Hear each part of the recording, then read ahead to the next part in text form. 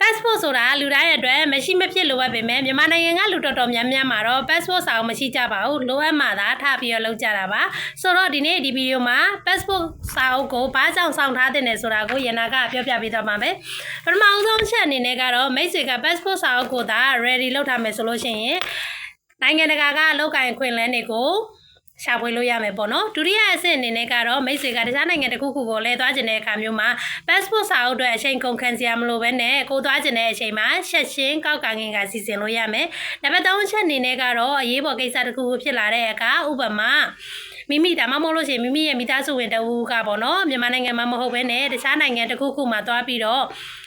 စေကူတာရမယ့်အခြေအနေမျိုးပေါ့နော်ဒီလိုအခြေအနေမျိုးမှာ passport အတွက်အချိန်ကိုနှောင့်နှေးခံစရာမလိုဘဲနဲ့passport စာအုပ်ရှိထားမယ်ဆိုလို့ရှိရင်ချက်ချင်းစီစဉ်လို့ရပါမယ်နော်နံပါတ်4အချက်အနေနဲ့ကကြတော့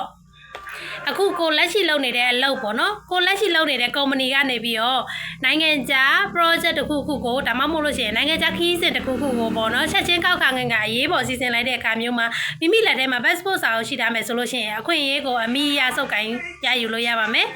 နောက်တစ်ချက်ကတော့အိမ်သူတထားတွေအတွက်ပါအခုလိုအရှင်နေမျိုးမှာပြပမှာအလုံးလုံးနေတဲ့ကိုယ့်ရဲ့အမျိုးသားက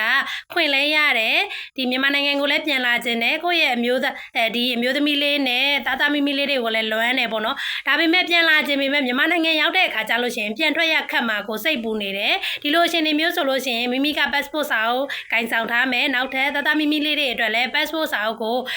ကြိုပြီးတော့လုပ်ထားပေးမယ်ဆိုလို့ရှိရင်ကလေးတွေအကြောင်းရက်ချေပိတ်တဲ့အခါမျိုးမှာတာတာမီမီလေးတွေခေါ်ပြီးတော့ကိုယ့်ရဲ့အမျိုးသားရှိတဲ့စီကိုအလွယ်တကူသွားလို့ရမယ်ပေါ့နော်ဆိုတော့ဒီလိုမျိုး passport စာအုပ်နဲ့ပတ်သက်ပြီးတော့အကျိုးကျေးဇူးတွေအများကြီးရှိတာတောင်မှမိတ်ဆွေမှာ passport စာအုပ်မရှိသေးဘူးလားဒါဆိုလို့ရှိရင်ရနရဲ့ဘိုက်ပါ95106180မှာ passport နဲ့ပတ်သက်တဲ့ကိစ္စဝါဝါကိုလာပြီးတော့ဆွေးနွေးတိုင်ပင်လို့ရပါတယ်မိတ်ဆွေတို့အတွက်ဈေးအသက်သာဆုံးနဲ့အကောင်းဆုံးနည်းလမ်းတွေကိုပဲညွှန်ပြပေးမှာဖြစ်လို့ရနစီကိုလာခဲ့ပါဘိုက်ပါထဲမှာတွေ့ကြမယ်နော်